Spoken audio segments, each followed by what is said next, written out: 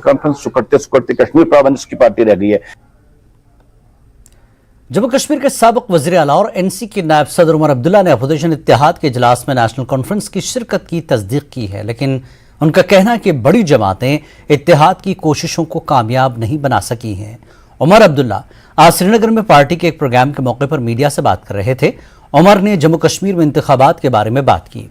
उन्होंने हुकूमत को चैलेंज किया कि पार्लिमानी इंतखाबात के साथ असेंबली इंतखाबात कराए जाएं। उमर ने मुतनाज़ा फिल्म और वजारती बंगलों पर PIL के बारे में भी बात की। रजौरी में मैंने पिछले दिनों कहा, मैंने जैसे जम्मू में रजौरी में मैंने पिछले दिनों कहा, हमारा रोल इसमें बहुत ही कम है। कुल मिला के अगर नेशनल कॉन्फ्रेंस तमाम सीटें जीतें तब भी 6 सीटों से ज़्यादा हमारा असर रसूख रहेगा नहीं। 2 जम्मू से, 3 कश्मीर से, 1 लद्दाख से। तो इसमें जब हमारा रोल ही इतना छोटा है तो हमसे ज़्यादा उम्मीद करने की क्या ज़रूरत। यूनिटी वो लोग पहले करें जिनकी 40-50 सीटें हैं।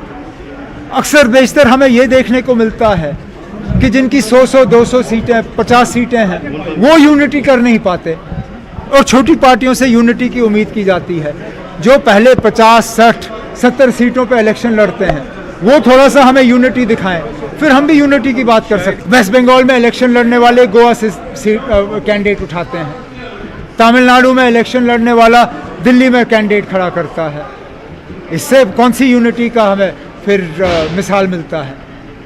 जिन लोगों का जम्मू कश्मीर में कुछ भी नहीं है वो भी यहाँ बीच में जो है फड़फड़ाते हैं।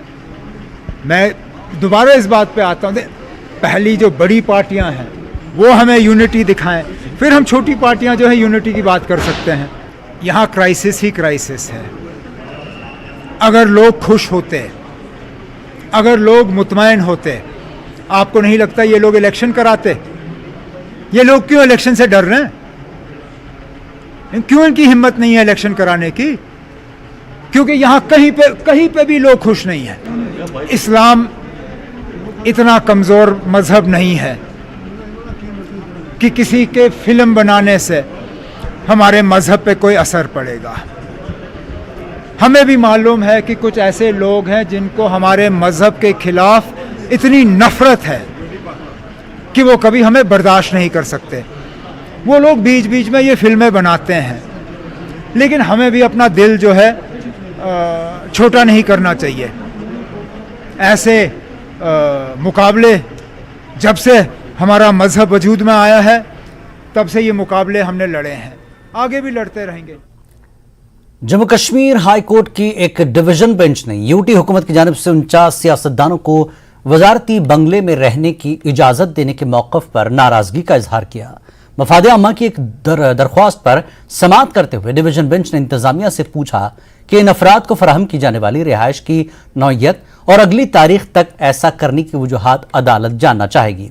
मामले की अहमियत को देखते हुए डिवीजन बेंच ने रजिस्ट्री को इस PIL को 19 जुलाई को मुकर्रर करने की हिदायत दी है। अगस्त 2020 में जम्मू कश्मीर हाई कोर्ट की डिवीजन बेंच में एक PIL दाखिल की गई थी। PIL का जिन्होंने फाइल की थी उनका ये कहना था कि बहुत सारे पॉलिटिशियंस हैं जम्मू कश्मीर के, वो इलीगल तौर पर जो गवर्नमेंट अकोमोडेशन है उसमें इलीगल तौर पर रह रहे हैं। तब से इस पर बराबर समाअत चल रही है और कल जब समाअत हुई तो उसमें फिर जज ने डिस्प्लेजर अपना व्यक्त किया। उन्होंने कहा कि वो इस चीज से खुश नहीं कि अभी भी 49 तकरीबन पॉलिटिशियंस हैं वो अभी भी मिनिस्ट्रियल अकोमोडेशंस में रह रहे हैं, गवर्नमेंट अकोमोडेशन में रह रहे हैं। मेरे साथ इस पर बात करने के लिए हैं एडवोकेट शेख शकील अहमद। ये PIL जिन्होंने दाखिल की उनके एडवोकेट हैं। इस पर हम बात करेंगे। शेख शकील साहब, क्या कल जज ने क्या कहा, उन्होंने जो ऑर्डर निकाला क्या उसमें कहा? सबसे पहले बात साहब मैं आपको ये चीज बताऊं, अगस्त 2020 में एक public interest litigation 17/2020 professor SK Bhalla versus state of J&K। Professor SK Bhalla एक RTA एक्टिविस्ट हैं और वो जनहित के मामला जो है उनको उठाते रहते हैं।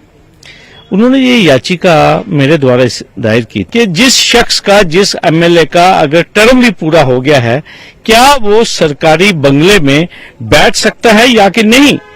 तो अल्टीमेटली उन्होंने कहा, नंदा साहब ने, कि भाई हमने इन लोगों को जो सीआईडी की जो इनपुट्स हैं, जो थ्रेट परसेप्शन रिपोर्ट्स हैं, उसकी बुनियाद के ऊपर रखा। आपको उम्मीद है कि कुछ होगा, इसमें कार्रवाई अब होगी कि ये ऐसे ही लटकता रहेगा? भट्ट साहब, मैंने रास्ते में आज तक कोई चीज छोड़ी नहीं। आप मुझे बहुत पुराना जानते हैं। आप देख लीजिए, अगस्त 2020 से हम इस जनहित याचिका को फॉलो कर रहे हैं और आज देखिए हमारा सफर कहां तक पहुंचा है कि जम्मू कश्मीर उच्च न्यायालय ने जम्मू कश्मीर सरकार का जो पक्ष है, जो तर्क है, उसके ऊपर नाराजगी का इजहार किया है। मुझे लगता नहीं कि अब इसके बाद जो है कोई वापसी का रास्ता है। इंशाल्लाह आप देखेंगे हम मंजिल तक जरूर पहुंचेंगे। जिनको एग्जाम्पल सेट करनी होती है, जब वो डिमिट करते हैं ऑफिस, वो हफ्ते के अंदर खाली कर देते हैं। ये तो गैर कानूनी तौर पे पिछले 5-6 सालों से बैठे हैं। मैं तो ये गुहार लगाऊंगा कि जितनी देर ये अनऑथोराइजली रहे हैं, इनसे मार्केट रेंट जो है वो रिकवर किया जाए। न्यूज 18 से बात करने के लिए शुक्रिया। एडवोकेट शेख शकील साहब कह रहे हैं कि उनको होप है कि जो अगली हियरिंग जब होगी इस केस की, तो उसके बाद तेजी से इसका अमल शुरू होगा और जो जितने भी पॉलिटिशियंस हैं, अब जो 49 पॉलिटिशियंस की बात हो रही है, वो उनको वहां से बेदखल किया जाएगा, क्योंकि इनका ये कहना है कि जो ये लड़ाई है, ये आम लोगों की लड़ाई है और जो पॉलिटिशियंस गलत तरीके से मिसयूज ऑफ पावर करते हैं और फिर इलीगल तौर पर अकोमोडेशन लेते हैं, ये इसके खिलाफ भी, इस सोच और इस आइडिया के खिलाफ भी ये लड़ाई है। कैमरामैन साहिबा के साथ में समीर भट्ट, न्यूज 18 जम्मू। बीजेपी